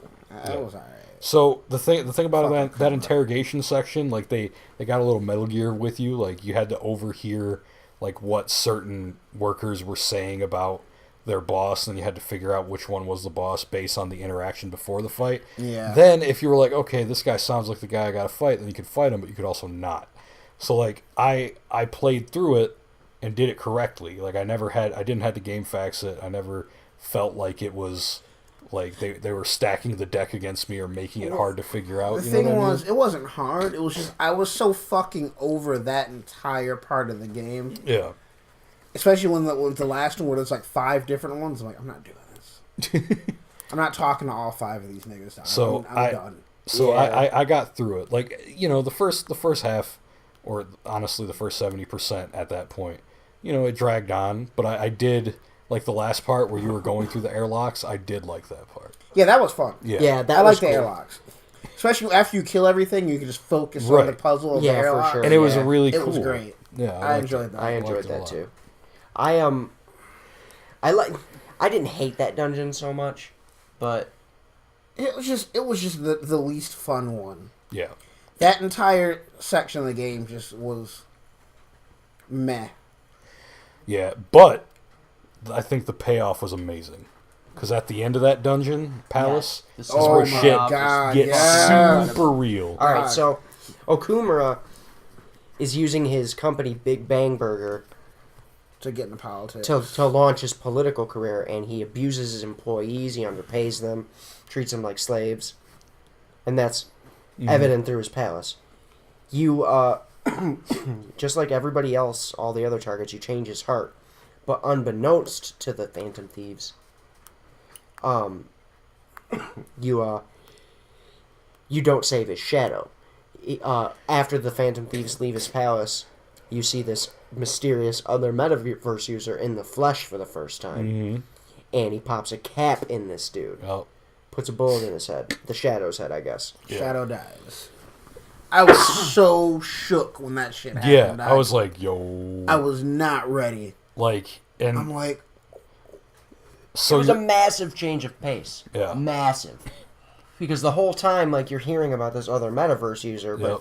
he's not present. He's a non-factor. He's just something you hear about. This is the first time he actually affects you. Yep. And it's like the whole time, because you see it, but they don't, So the whole time you're thinking, fuck. Like, the whole oh, time you man. know this nigga's gonna die. Yeah, and like they don't, but they're like still nervous because they're always nervous about it. Like, oh, what if this doesn't work? And it's like, it fucking plays out beautifully. And is it just me or was Haru a little too cool about that shit, Doug? I mean, her dad was a prick. Yeah. I mean, but still, like, no. And what- I mean, what most girls I her mean is, age like, have daddy issues anyway. she fucking, you trust these niggas to fit to help your dad. Yeah. That is a little Are you something. sure this is going to... No, nigga, we done this all the fucking time, bro. Yeah, and I then- got this, dog. Nigga, there's no way it's going to fail. Your dad's going to be fine. And then he dies. And then he's not fine. And then he's not fine. And then she's just like, oh, shit, my dad's dead. And I think this is like one of the If that things was me, too. I'm like, you fucking told me this was going to be fine. Yeah, like this is one of those things too, because like at this point, I never trust you those know niggas. you know that like you're going to get back to the interrogation scene really soon. So you're sitting there, you're thinking, you're now starting to put a little more serious thought into which one of your guys is the ones that sold you out. Mm-hmm. So it's like you're now thinking about motive for each one. Like Ryuji, you're at the part now where he's starting to get really frustrating that he's not getting credit for being a phantom thief. Yeah. You know, Yusuke's autistic. He could have been bribed with some candy. Fucking, you know, An I always trust. She was always a bottom bitch of mine. Makoto, like her sister was involved in the... Makoto's took too many risks for the group to be the one to be a traitor. That's you know? true. Yeah. Like, she's the one that really, when it comes down to it, always has to take the risks. Like, stealing the information from her sister's laptop. Obviously, we're going over a lot of the minor points because it would take forever to describe this whole story. Yeah, Makoto does a lot for the fuck. Yeah, Makoto, I was always trusting her, but at the same time, she also had a pretty heavy conscience and sense of justice and could have been persuaded to, like, think that what you were doing might have been incorrect. Yeah. I didn't suspect her as much as anyone else, but... See, that's Me the and Derek thing. were thinking Ryuji. Well, we because thought them about how it could be motherfuckers Ryuji. constantly are like, hey, I'm a phantom Right. thief. And like I had just said, like he was getting sick of not getting recognition for being a phantom thief. And- So like it could have easily just been like, you know, them, you know, the police telling you that you were sold out could have easily been like not intentionally sold out, but just like your shit was revealed because of, you know, Ryuji. Yeah. That could have been a thing. And then Haru, like being the most recent member, was the one that trusted you the least. And like your first outing with her ends up with her dad being killed. Yeah, she could have easily had a motive to easily. fuck you. Oh, up. yeah, for sure. Especially when she was getting you know, her place was getting searched, when you find out that your principal, who had died, also received a calling card, even though you didn't send do that it, calling yeah. card. So like she hears that and she's like, what? So they actually have killed before? Like, you know, all this shit is getting planted into your head. Now you're starting to suspect your allies. It's interesting, too, because, like, they really do, not overtly to the characters, but to you, the player, show you through other cutscenes and whatnot that you are being set up. Yeah. Like, that's a big part of this whole Okumura Yeah. thing. The reason why his shadow was killed, everything, is because the Phantom Thieves, big part of the game up to this point is public perception of the Phantom Thieves. Yeah. You want people to like you. And at this point, people do like you. And your Okumura is by far your biggest target so far. So, like, changing his heart is going to solidify in the public mind that the Phantom Thieves are just. Mm-hmm. So him being his shadow being killed and him dying during his change of heart was huge. Yeah. Because Yeah. it changed the public perception of the Phantom Yeah, Thieves that shit was overnight, blinded. basically. Didn't it like just fucking make your heart sink every time you fucking saw that little approval rating in the bottom Drop. right hand just drop in the middle of cutscenes? You're like, you're playing with my emotions. Right, because I built that shit up the whole game. Yeah. And, like, all this work we had been doing was just completely undermined in one fell swoop. Yeah, and I love how it was used as primarily, you know, a story progression device. Yeah. Because, like, I thought for sure when I first saw it that it was going to, like, be something that you can change Yeah, I by thought it going was to gonna be tied to Mementos. Mementos. Yeah. But it wasn't. It was used 100% for story progression, and Yeah. I loved that. Yeah, you're right about that. For sure. So, after all of that, you guys... The law is on you. Yeah. The public perception of you is bad. People... it looks like you murdered this man. Yeah. Okumura. So the police are on you, and Makoto's sister gets tasked with taking you down at all costs. Her career's on the line. Yep. So she is in a position where she might have to do some shady shit Yep. to take you guys down. And this is also when you start seeing Akechi change his tune about you. Yeah, Like, Akechi's suddenly now he's defending you. and he's your best buddy. Yeah. So he joins you, and because Sai Makoto's sister is now your enemy, she's your sixth palace. Yep. Which was great. Yeah, that was a huge That twist. was- I actually, I didn't expect it. I didn't. That have- was really good. Yeah, her I have to palace. say, Shadow Sai, fucking hot. Yeah, for sure. Her palace is also the palace that you start the game in. Yeah. So Yeah. this is the point where you start to get close to being in the To being in the present present. time. It's completely gone full circle. Yeah. And I could not wait. As soon as I started this palace, I was like, I can't wait till next weekend to start playing this. I want to fucking just go. Yeah, man, Just getting through fuck- that palace oh, was great. It was great. I wanted every bit of that information. So you get through. Akechi's now on your team. You guys get through this palace, and just like in the beginning of the game, you're betrayed. Somebody sells you out, and the police are there, and they arrest you. Yep. Okay, so now that we're here, can we just say how fucking obvious this shit was the entire game? Yeah. Oh my god, man. Okay, so Can we just talk how Atlas really ruined this whole surprise for everybody? Akechi is the traitor. We're just gonna go ahead and just put that out there right now. Akechi's a traitor, and I've known this since before the game. You came meet out. that guy, and I don't know if it was just me or not, but from literally the moment that he came on camera, I'm like, I don't like this dude. Well, see, this I is don't like this character. There's something about him that rubs me the wrong way. the problem with Akechi, and this is where I think they did a good job with Adachi and a bad job with Akechi. They had Akechi on the box as a party member, but when you looked at all the other artworks, excuse me, it was inconsistent because he would be in some and not in others. Yep. And when you looked at the art book that came with the game, every party member it showed the character and their persona. Never showed Akechi's persona. So the way they marketed Akechi was so inconsistent to where it was just obvious.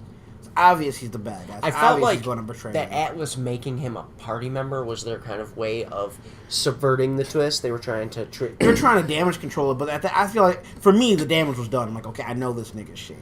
I mean, like, I didn't have all that previous knowledge you had. Okay. So my opinion is the exact opposite. Okay, Because, see- like, the only thing I had to go on was he was on the box. He was on the start screen with everybody else. He was way in the back, but to me that signified he was the last character you get.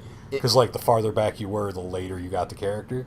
So I'm like, everything, even though I had my suspicions too, I still was like, he's a party member. If it does end up being him, it's going to be huge, still. Like, that's where I was with it. So Yeah. when it was eventually revealed that he was not only the guy who sold you out, but the other metaverse user, like, I was like, okay, I see all the things they hinted at it with, but I also see all the things that they were trying to make you think it was a red herring, Yeah. So, like, I appreciated the twist. Like, you could say it was obvious, because, again, I thought it was him just by virtue of the fact he was the only character that I didn't like. I was like, I want it to be him because I hate this motherfucker. But like, at the same time, I thought it was a good twist based on all the evidence that I had. it would have been a good twist if they would have just been consistent. Yeah. Because, I mean, if you're like me and you just follow everything, you notice that inconsistency. Yeah, for and sure. then you start thinking about it. I'm like, okay, well, let me look at Persona 3 and 4. Okay, no Persona games ever had 9 party members. And in 3, you had 9 and 1 died, obviously. So you Yeah. only had 8. See, I like Persona's. I mean, love it or hate it, it's a tropey series. Yeah. So like, I felt like It's like Tales, but not as shitty.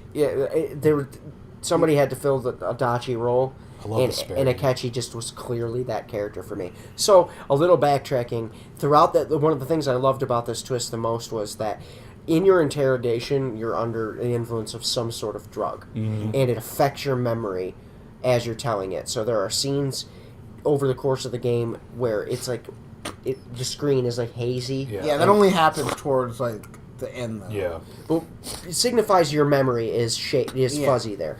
But there's a point. It's worth noting that You could also Morgana say, like, appears as a cat in the real world. because I will say something too, because, like, it was something that I didn't think of until now, really. You could say, like, you could ask, like, why is it that these were the only details that were hazy? You could potentially think that what that drug was doing, because it was supposed to be a truth serum, like, from what they called it. Like, it was supposed to make you tell the truth or whatever. Mm-hmm. But the reason why I think that only those things relating to the twist were hazy was because it might have fucked with his short-term memory, because that was the shit that was most recent. Yeah. Yeah. So that's kind of just me kind of explaining away something that I thought was weird until now, but, you know. Okay, so I felt like it was worth noting that Morgana appears as a cat in the real world, and only the people that can go to the metaverse or have went to the metaverse can understand him. Yeah. And it's stated that only those who have heard his voice in the metaverse can understand him in the real world. Right. Well, there's a point, like earlier on in the game, where somebody, or I don't know if it's earlier on or not, but Morgana. It's pretty early. It's like after you get on, but before you get Makoto. Yeah. So Morgana says something about pancakes, and you're having a conversation about pancakes, and Akechi rounds the corner He's and like, says, "Hey, "Did we're I hear talking something about about pancakes?" Yeah. Yeah. So I didn't catch it my first time. Too, I but did, I didn't and I catch it thought either. that was crazy. I was like, how the fuck did that motherfucker hear about pancakes? Yeah, I didn't catch that at And all.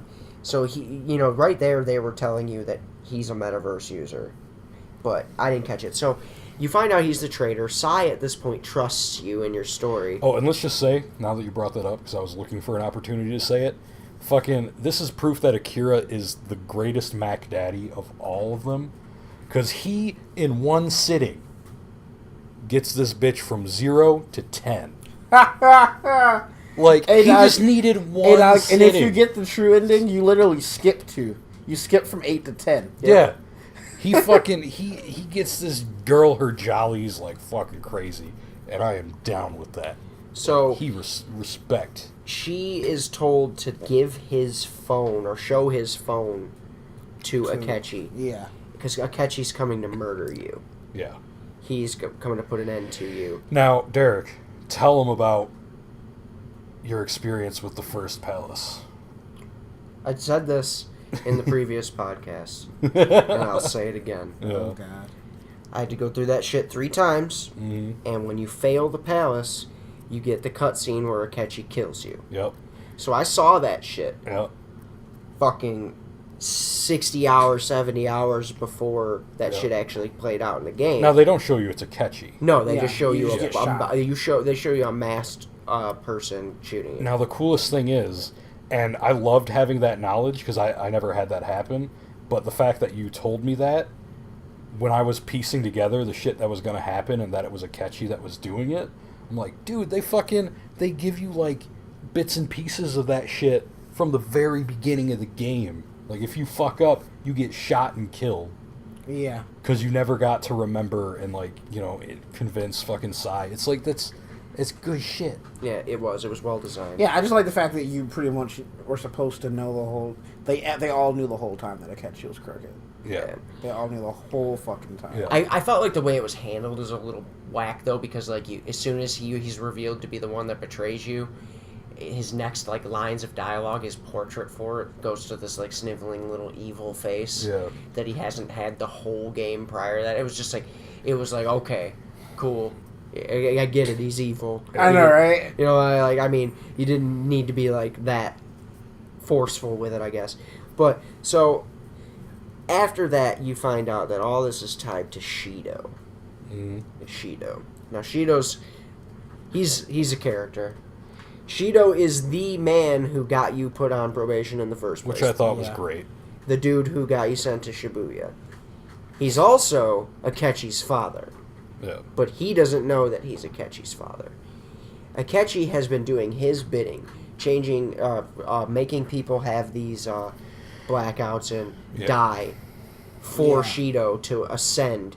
He's basically About to become prime minister. prime minister of Japan, and he's trying to reshape Japan in his image.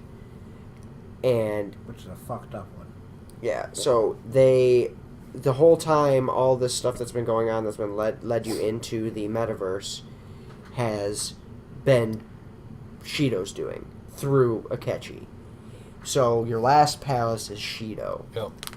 and you go through that palace, which is it's interesting. It's a ship sailing through a flooded Japan. Yeah.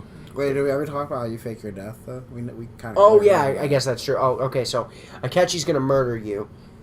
So yeah, when you get shown the phone, what happened was Futaba put something on the phone where it'll basically, when you see the phone, it'll put him in the metaverse. Yeah. It activates your app that sends you to the metaverse. Yeah, so it takes him to the metaverse. And since everyone's cognition of you is in that room, yeah, he kills your the cognitive self. So he thinks he killed you, but he didn't. Yeah. Yes. So after that, Sai takes you and takes you to somewhere to hide out, and you basically fake your death. Yeah.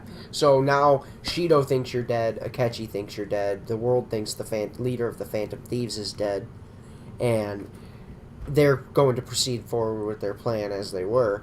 Yeah. But you're, in the shadows now, figuring out how you're going to take down Shido, and you have to do it before the election. Even though they all knew he wasn't dead, that was still kind of a powerful moment. It was. Yeah. It was crazy. Especially I don't know, my favorite part was the end with Ryuji, and he's just yeah. I got him. Yeah. Yeah, it really was. Oh man, because they that cutscene that it plays out, and Ryuji's the first indication of you knowing that something was planned. You know what I mean? Mm-hmm. Yeah. Because they play out that whole cutscene, and everybody's all shocked about it and shit until Ryuji says that, and then it's fuck yeah, I knew these motherfuckers had something planned. Yep. So they plan to now, take down Shido because he's the supposed, big bad, villain. and they do that. They go to his palace. His palace isn't really much different than the others. Yeah, it's pretty straightforward. That's the thing. At the time, the I mouse thought it puzzles was weren't that hard. Yeah, at the time I thought it was going to be the last palace, right? So I knew it wasn't the last. I was like, man, this is this isn't exactly final. Well, it's technically dungeon. the last palace. Technically, yeah, but this isn't exactly final dungeon material for me. But I thought the boss was still kind of cool to fight. I mean, can we just be real? The final dungeon wasn't final dungeon material. I thought it was. It would have been if you hadn't done it. We'll get to that. Okay. So Shido's palace, you take him out. It's interesting because Shido, he's the one that orchestrated the murder of Futaba's mother. Mm-hmm. Akechi was the one that murdered her. So they have access to all her research into the metaverse. So they understand the metaverse better than anybody else does. Yep. So, his ability to control his cognition and affect his palace makes it a little bit more difficult for you to get through that palace. And after you defeat his shadow, he takes this pill that basically forces the palace to collapse. And let me tell you something too. I want to bitch about this. These motherfuckers fake you out thinking that Ryuji's dead. I never had the balls to do that shit. That shit was hype though. It was. I was so pissed. This was the I'm thing. glad he had this, his moment. This was the thing that showed me that this cast was the most tight knit of the casts. Because even though throughout the whole game they treat Ryusuke, they treat Ryuji like he's the comic relief because he is a goof, right? But when everyone thought that he died, they were all upset. All of them were legitimately upset. Yeah. And when he came back, especially on because they'd had prior friend. Yeah.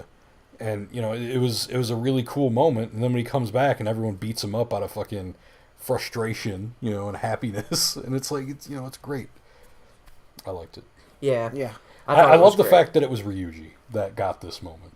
Yeah. Because he deserved I liked it because for one, and I kind of wanted to talk about this earlier, but after you get Futaba, literally,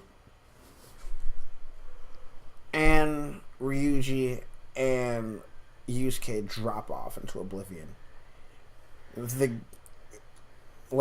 Outside of their social links, yeah. Yeah. Because they don't have any real relevance. Makoto basically takes over the story. Yeah. Yeah, that is true. And because Futaba and her mother are interwoven into the story, she's still prominent too. Everyone else just drops the fuck off. Yeah.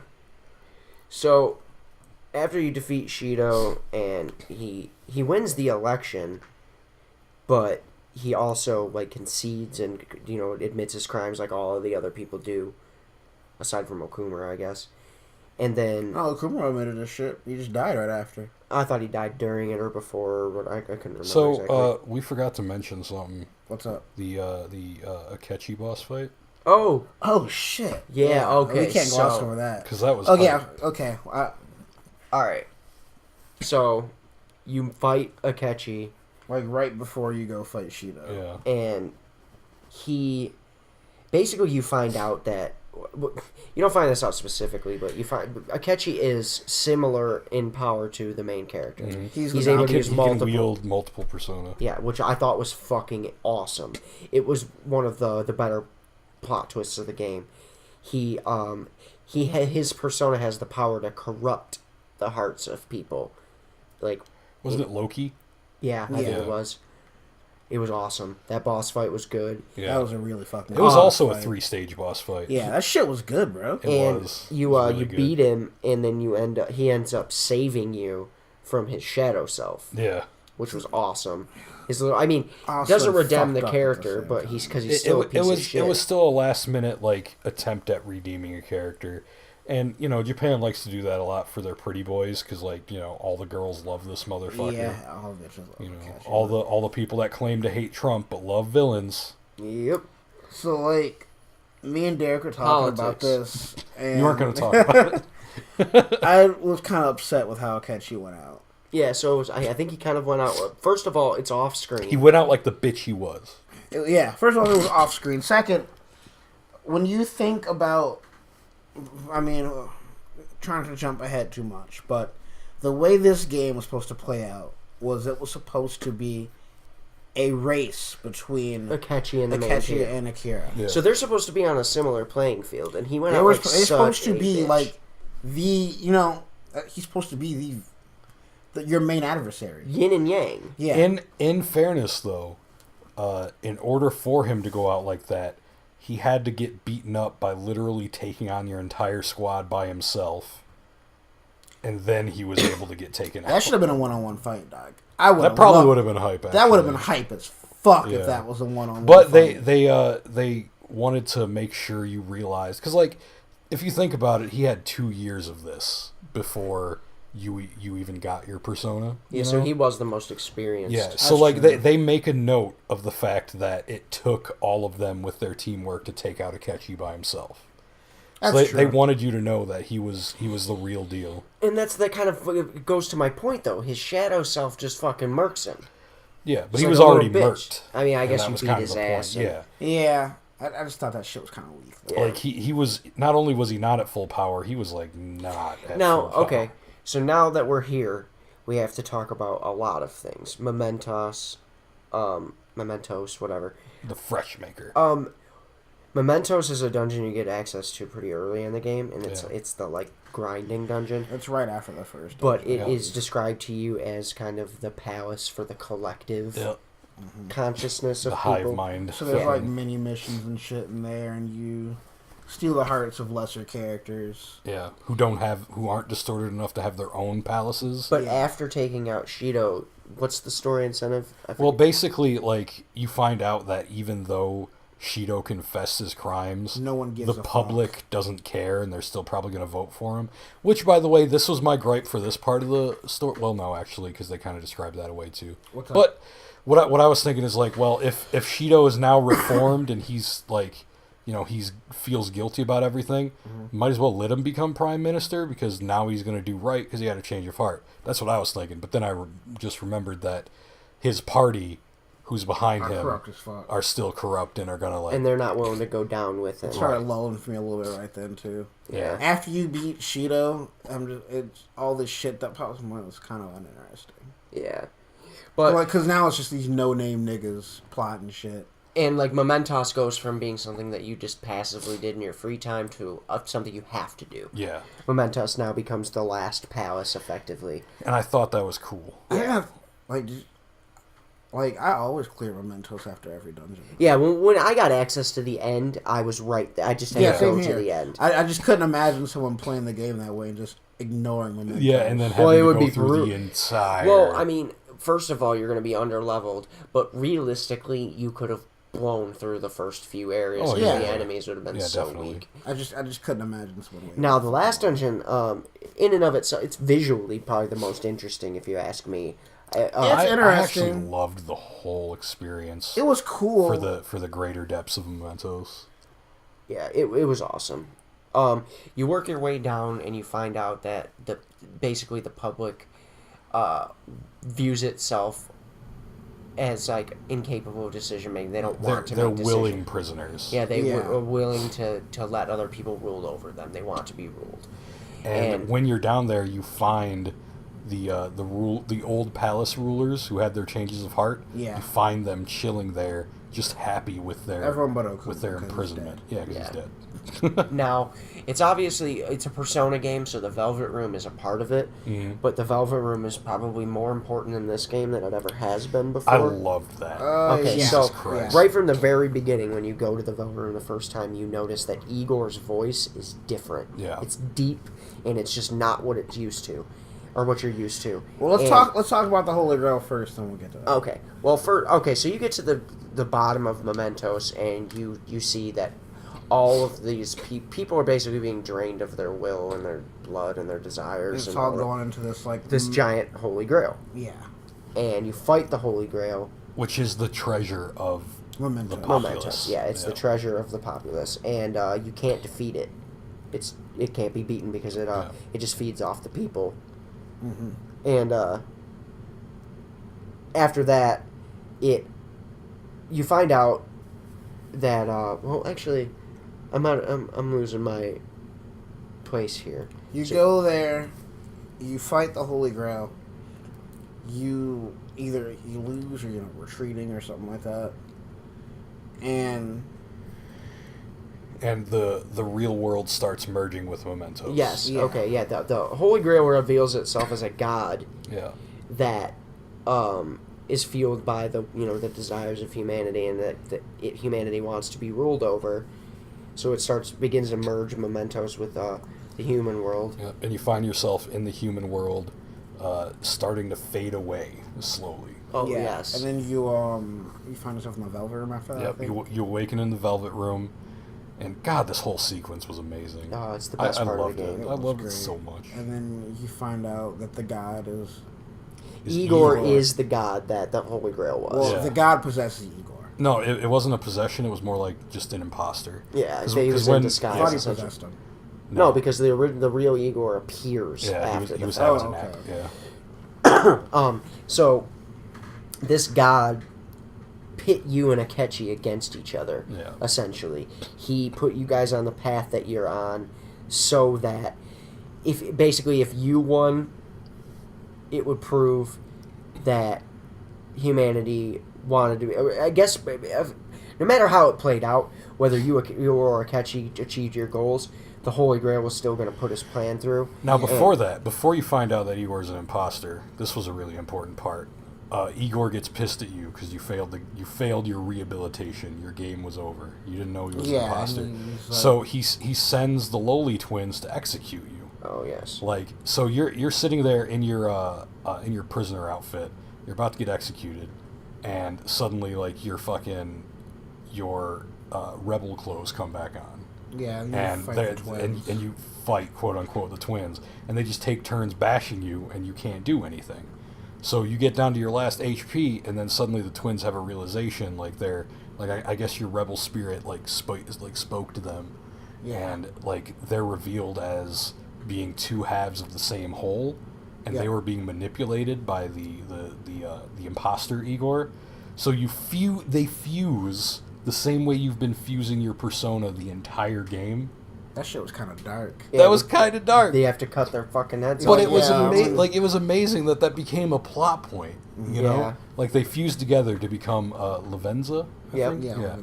and she was a little cutie. Yep. But yeah, then you find out Igor's the imposter, and all that shit you just mentioned happens. But before even that, like you travel through the Velvet Room. You get to fucking travel through the Velvet Room. No, that's after. Is that after? Promise you it's after, yes. Either way, You get to travel through the Velvet Room. Yeah. And one by one, You free your friends. talk to your friends and reawaken their rebel spirit.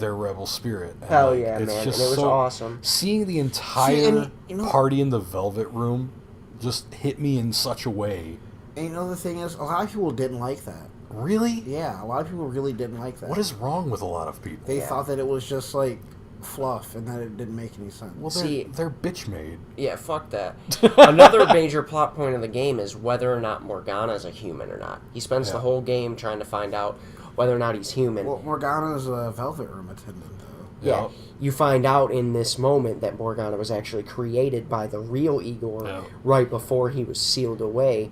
And his job was to put you on the path you were on. Yeah, he was supposed to lead you here, essentially. And he was created from the remaining hopes of humanity. And I thought that was awesome, because I thought it was going to be another, he's just a shadow given form. Same here. I thought it was going to be that, too. Like, Morgana's payoff I thought was really cool. So, this god is taking over the fucking, the world, essentially. What's his name? It started with the J. It's some crazy shit. I can't remember what his name is. J-Fax. I don't know. J-Fax. But you have to work your way up through this tower that appears in the real world now that it's merged completely with Mementos. You work your way up, you fight through a bunch of fucking angels and shit. Motherfuckers. And you get into a fight with a giant mech god. And it was so fucking awesome, man. The final boss fight. I love the final boss fight. I hated the music, though. I still liked it. I don't give a fuck. This motherfucker will hate for... We could do a 2-hour podcast on why he doesn't like the last boss fight song. Bro, listen to the Genesis, listen to Burn My Dread Final Battle, and then listen to that shit and tell me it was... I've never heard Burn My Dread, but I'm so sick and tired of people mentioning it all the time. I know, it's a meme now. Yeah, like... it's Burn like, My Dread Final Battle was superb, and the Genesis was... The thing is with 3 and 4... They always tied in prior songs into the final boss fight song, so it gave you more of a resonance. Mm. It's like with the Genesis, you had, Reach Out to the Truth and I'll Face Myself put into it, but with other epic shit, it was orchestrated, all that shit. Yeah. And then you had, Burn My Dread put into, it was just remixed. Okay. You had Lotus Juice rapping over it and shit. It was Lotus nice. Juice. Yeah. So with this, it was just like, the fuck is this? Right. I mean, okay, so... It definitely I feel like they didn't- should have saved Rivers in the Desert. If they would have saved Rivers in the Desert, shit would have been hot. It definitely didn't detract from my experience. Yeah. No, it was still a good boss fight. I was just disappointed by that. I love... Okay, so you unlock your true potential with Arsene. Oh man, Lupin. And you he break evolves his into, chains. Sentinel. Yes, Satanael or whatever. Satanael. And man, it's a giant like mech persona. Not even really a mech, but it's as big as this god you're fighting. Yeah. And it fucking And it puts shows a that bullet in him. the rebel dude. spirit, and you get to do it. You get to pull the trigger via menu, the way that as if it was an actual battle. It was awesome. It's like Jesus. So Did Akira hold his gun sideways? I can't remember. Now I gotta say would've though, been hype. because I brought it up earlier, but when I saw when Arsene was coming back and his true form was getting awakened, when I saw like the support for the Phantom Thieves and they actually brought up the bar and brought it front and center, and you got to see it max out, and then that's It when was gold fucking and shit. God mode Sataniel comes down and is like, fucking look at my goddamn gun. bust a cap. And a I'm just like, godlike this cap this climax in your is ass. making me climax. Like, fuck. This is great. It was really good. It was super good. It's like a lot of the moments that happened in 5 were so great that they wouldn't have the same impact if it weren't for like the capabilities like the PS3. Oh yeah, for sure. Oh yeah, see, they were able to present an art style that was so much more fully realized than before, because it's like. And it gave moments just so much more impact. The games before, it was like they weren't trying to push technical limitations. They were just trying to tell the story they were trying to tell. And that's fine. But this also got to do it in a way that was... did justice to the story they were telling. Yeah. And the scale of that story. Yeah. Because, like, this game is a constant increase in scale. Yes. Like, it just gets bigger and bigger and bigger with every turn. Oh. And so you take this god down, and after all that's done, your main character is told to turn himself in, because his testimony is going to be necessary to bring Shido down. Skip forward a bunch of time, you're brought out, you're cleared of all your charges, even your previous ones that Shido had against you. Yeah. You spend Valentine's Day with your waifu. Or you pick a waifu, and then the next day the rest of your waifus beat your ass. Yeah. Which was great. And then you get a proper send-off and you go home. But one thing I liked about this, that I've loved it so much more than the previous games in the series, is that instead of like just sending you off on a train or whatever, the team drives Or dying. Yeah. Or dying, yeah. Or dying, yeah. Spoilers for Persona 3. The team sends you off. Yeah. They And that was offer amazing. to drive you, and then you get treated to a nice little happy cutscene ending. And Morgana actually disappears after you defeat the god, but then comes back. Yeah. And basically sticks with you. Yeah, and he decides to stays in his with regular Akira. cat form, yet can still talk. Yeah, it was awesome. It was a very, very, very fitting ending to Yeah, it was a good ending. You know... We all just got scared by a real life Morgana. No, it's like fucking your cat, because like the whole time, this has got to be addressed. I don't give a fuck. It's funny. So your cat jumps up on your fucking TV stand so much, and For every no time reason. you do, in a split second, you call his name real loud and he jumps down. I feel like that's what he does it for. So this entire podcast, you've been ignoring him because we're recording a fucking podcast. So this time it's like, you motherfuckers are gonna look at me. I'm gonna So knock something over. It fucking causes, it tackles your fucking TV. It almost fucking, it dove into the Gucci Morningwood over You there. needy motherfucker. So, with that, I guess that we'll send this This is out. gonna be a good way to close it, yeah. Next week we'll be giving our impressions on E3. Yeah. We'll get one out of the way. Fuck EA. Anyways. Yeah. Yeah, well, That shit was trash. hopefully everybody that's listening will have watched. If not, we'll try to give a pretty detailed description of what everybody announces and Yeah. the big highlights, the things we care about at least. Yeah. Because again, fuck EA. Yeah. Thanks for listening. Yeah. See ya. Yeah.